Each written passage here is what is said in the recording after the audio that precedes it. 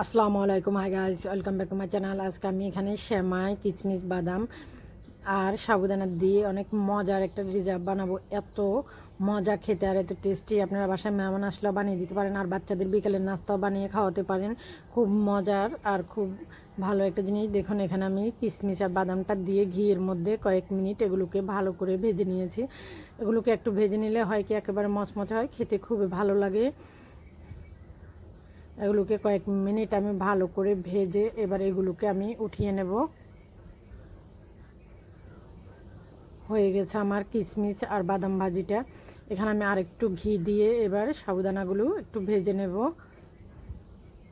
ঘিয়ের মধ্যে একটু ভেজে নিলে হয় কি খুবই মচমচে হয় আর খেতেও খুবই ভালো লাগে, অনেক সুন্দর মিষ্টি একটা গ্রান বের হয়।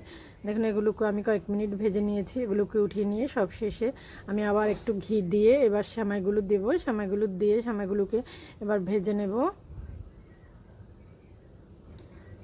একেবারে চুলার জালটা কমিয়ে লো আছে, প্রায় 10 মিনিটের মতো আমি এই সেমাইগুলোকে ভেজে নিয়েছি খুব ভালোভাবে, যেন প্রত্যেকটা সেমাই ভালোভাবে ভাজা হয় একেবারে মচমচে করে। দেখুন, চুলার জালটা একেবারে লো হিটে দিয়ে সেমাইগুলোকে একদম ভালোভাবে ভেজে নিয়েছি। হয়ে গেছে আমার সেমাই ভাজাটা। সেমাইটা নামিয়ে এবার দেখুন, এখানে আমি একটা পাতিলের মধ্যে চিনি দিয়ে ক্যারামেলটা বানিয়ে নেব। আজকে ক্যারামেলটা দিয়ে আমি সেমাই আর সাবুদানাটা রান্না করব। চিনিগুলোকে কয়েক মিনিট এভাবে নাড়িয়ে এগুলোকে আমি ক্যারামেলটা বানিয়ে নেব। যেসব আপুরা ভাইরা আমার ভিডিওগুলো দেখেন, যাদের আমার ভিডিওগুলো ভালো লাগে, প্লিজ লাইক কমেন্ট শেয়ার করে যাবেন, পেজটা ফলো দিয়ে যাবেন। লাইক কমেন্টস আর ফলো দেওয়া থাকলে হয় কি আরেকটা ভিডিও বানাতেও ভালো লাগে। দেখুন, ভিডিও বানানো কিন্তু একেবারেই সোজা না। এগুলোকে করা, তারপরে এডিট করা, তারপরে ভয়েস দেওয়া, অনেক ঝামেলা হয়। যেসব আপুরা ভাইয়ারা করে তারা ইচ্ছা বুঝে। দেখুন, আমার ক্যারামেলটা করা হয়ে গেছে। এবার আমি দিয়ে দিচ্ছি এখানে দুধগুলো। এখানে আমি 1 কেজির মতো প্রায় গরুর দুধ নিয়েছি। নিয়ে দেখুন ক্যারামেলের সাথে দিয়ে এগুলোকে এবার ভালো করে মিক্স করে নিয়ে এবার দিয়ে দিয়েছি আমি সাবুদানাটা একেবারে ফুটে সাদা হয়ে যাওয়া পর্যন্ত আমি এগুলোকে ফুটাতে থাকবো।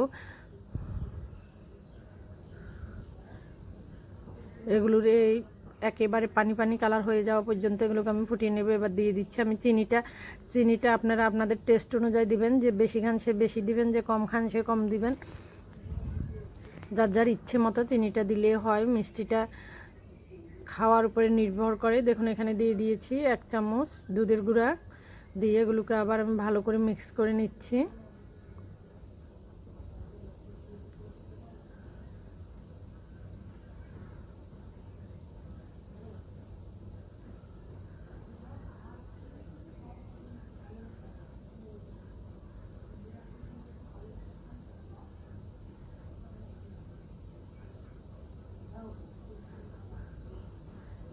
সাবুদানাগুলো দেখুন একেবারে হয়ে গেছে। এবার আমি দিয়ে দিচ্ছি সেমাইটা দিয়ে আবার কয়েক মিনিট ভালো করে নাড়াচাড়া করে সবগুলোকে ভালোভাবে মিক্স করে নেব। সেমাইটা দেওয়ার পরে আমি কিন্তু বেশিক্ষণ জাল দিই নেই, অল্প কিছুক্ষণ জাল দিয়ে নামিয়ে ফেলেছি। দেখুন, এটা 2টা ফুটনে দিয়েছে, তারপরে নামিয়ে ফেলেছি। নামিয়ে ফেলে এগুলোকে একবারে একটু ঠান্ডা করে তারপরে আমি বাটিটার মধ্যে নিচ্ছি। নেওয়ার সময় দেখুন এগুলো কতটুকু মাখালো আর কতটা আঠালো হয়ে গেছে। ঠান্ডা হওয়ার পরে এগুলো, গরম যখন ছিল তখন কিন্তু আর একটু পাতলা ছিল, দেখুন ঠান্ডা হতে হতে এগুলো একেবারে মাখা মাখা আঠালো হয়ে গেছে।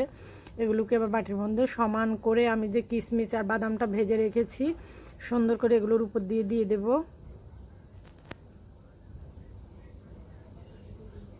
বাচ্চাদের একবার রান্না করে খাওয়াবেন, দেখবেন অনেক মজার, অনেক সুন্দর একটা ডিজার্ভ। আর মেহমান আসলে তাদেরকে বানিয়ে দিবেন, তারাও খেয়ে কিন্তু মহা খুশি। আমার বাসায় তো একবারে প্রতিদিন মেহমান থাকে, তাই তাদেরকে বিকালে প্রতিদিন একবার এক এক রকমের নাস্তা বানিয়ে খাওয়াই।